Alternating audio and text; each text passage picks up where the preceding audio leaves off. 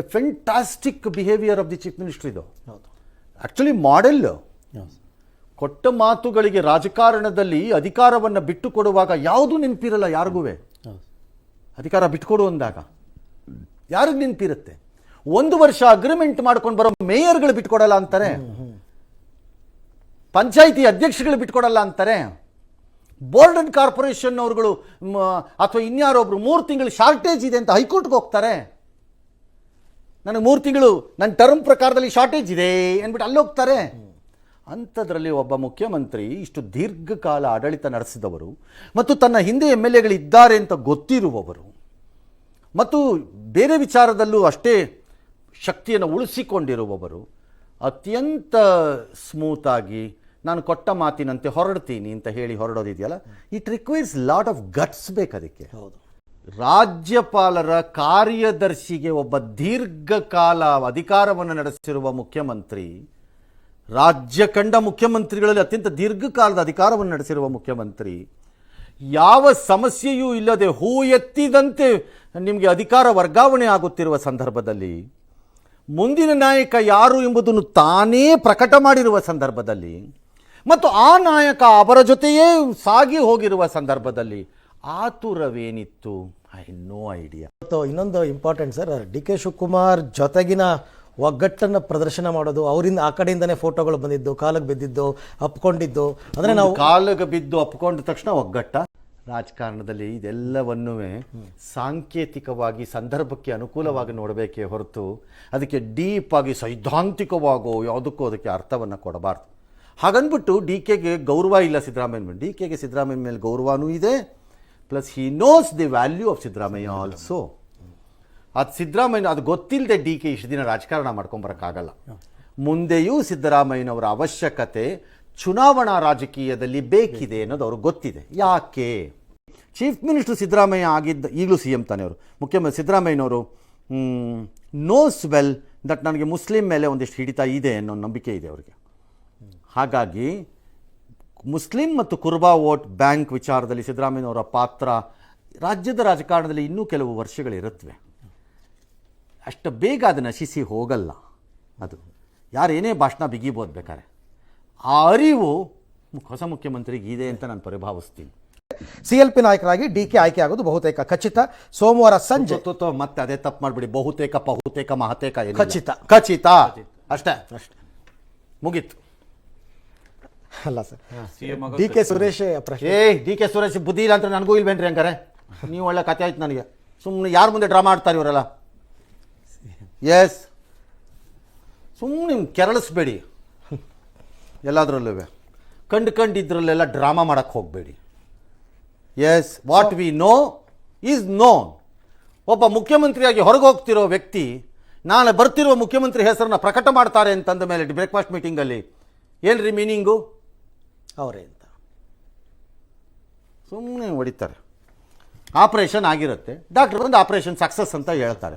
ಆಚೆ ಕೂತಿರೋ ಅಪ್ಪ ಅಮ್ಮ ಅವ್ನು ಎದ್ದು ಬರಲಿ ಆಮೇಲೆ ನೋಡೋಣ ಸಕ್ಸಸ್ ಆಗಿಲ್ವಾ ಅಂತಾರ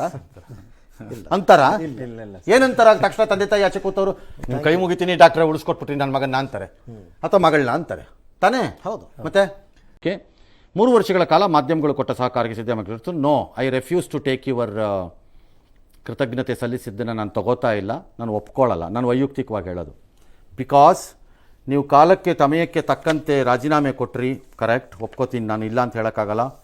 ನೀವು ಕೊಟ್ಟ ಮಾತಿಗೆ ತಪ್ಪಲಿಲ್ಲ, ಫೆಂಟಾಸ್ಟಿಕ್, ನನ್ನ ಪ್ರಕಾರ ಅದನ್ನು ಇಲ್ಲ ಅಂತ ಹೇಳೋಕ್ಕಾಗಲ್ಲ. ಮತ್ತು ಅತ್ಯಂತ ಗೌರವದಿಂದ ನಿರ್ಗಮನ ಮಾಡೋದಕ್ಕೆ ವ್ಯವಸ್ಥೆಗಳನ್ನು ಮಾಡಿದ್ರಿ ನೀವು, ಅದನ್ನು ನಾನು ಇಲ್ಲ ಅಂತ ಹೇಳೋಕ್ಕಾಗಲ್ಲ. ನಿಮ್ಮ ಸಹೋದ್ಯೋಗಿಗಳನ್ನ ಚೆನ್ನಾಗಿ ನೋಡ್ಕೊಂಡಿದ್ದೀರಿ ಗೌರವದಲ್ಲಿ, ಯಾವ ಅನುಮಾನವೂ ಇಲ್ಲ, ನಾನು ಇಲ್ಲ ಅಂತ ಹೇಳೋಕ್ಕಾಗಲ್ಲ. ಆರ್ಥಿಕವಾಗಿ ಒಬ್ಬ ಫೈನಾನ್ಸ್ ಮಿನಿಸ್ಟರ್ ಆಗಿ ಅಷ್ಟು ಸರಿ ವರ್ಕ್ ಮಾಡಿದ್ದೀರಿ, ಗ್ರೇಟ್ ಅಚೀವ್ಮೆಂಟ್, ನಾನು ಇಲ್ಲ ಅಂತ ಹೇಳೋಕ್ಕಾಗಲ್ಲ. ಆದರೆ ನನ್ನ ಅಬ್ಜೆಕ್ಷನ್ ಇರೋದು ಮಾಧ್ಯಮಗಳ ವಿಚಾರಕ್ಕೆ ಬಂದಾಗ ಕೃತಜ್ಞತೆ ಹೇಳಿದ್ದಕ್ಕೆ ಹೇಳ್ತಾ ಇದ್ದೀನಿ. No, you did not behave as I expected. ಅದು ಮಾತ್ರ ನಿಜ. ನಾನು ನೋಡಿದ ಸಿದ್ದರಾಮಯ್ಯ ಅಲ್ಲ.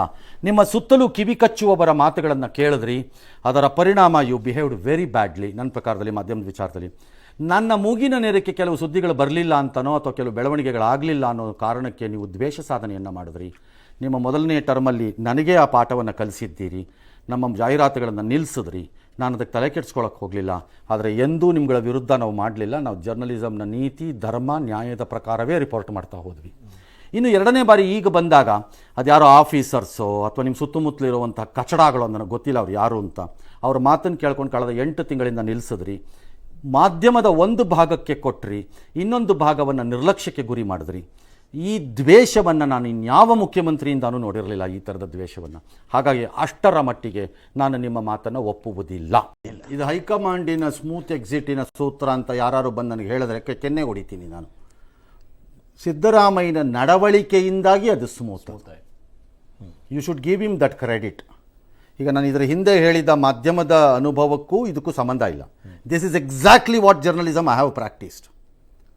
ಏಕವಚನವನ್ನು ನಾನು ಬಳಸಿಲ್ಲ ಅಂತಂದರೂ ಬಳಸಿದ್ದೀಯಾ ಅನ್ನೋದನ್ನೇ ಹಿಡ್ಕೊಂಡು ಇವರ ಸುತ್ತಲೂ ಇದ್ದವರು ಕಿವಿ ಕಚ್ಚಿದ್ರಲ್ಲ ನಿಮ್ಗೆ ಅವತ್ತು. ನಮಗೇನು ಅನಿಸಿರ್ಬೇಕವತ್ತು. ಆದರೆ ನಾನು ಎಂದೂ ಬಿಟ್ಕೊಡ್ಲಿಲ್ಲ ನಮ್ಮ ಈ ನಿಯಮನ. ಯಾವುದು ಜರ್ನಲಿಸಮ್ ನಿಯಮ ನಾನು ಬಿಟ್ಕೊಡ್ಲಿಲ್ಲ. ಕವರೇಜ್ ನಿಲ್ಲಿಸ್ಕೂಡ್ದು. Cover the chief minister as it is, let him talk whatever he wants ಅಂದಿದ್ದೆ.